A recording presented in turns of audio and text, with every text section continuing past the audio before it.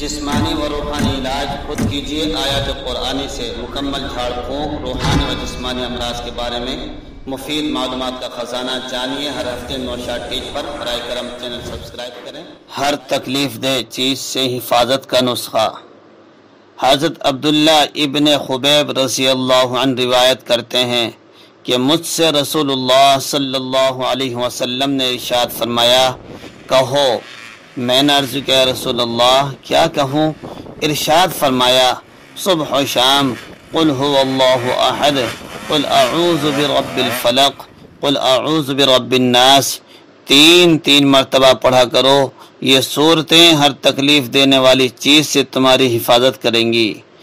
اس لیے ہر روز صبح کو 3 مرتبہ سورہ اخلاص، 3 مرتبہ سورہ فلق اور 3 مرتبہ سورہ ناس پڑھنے کی عادت ڈالو۔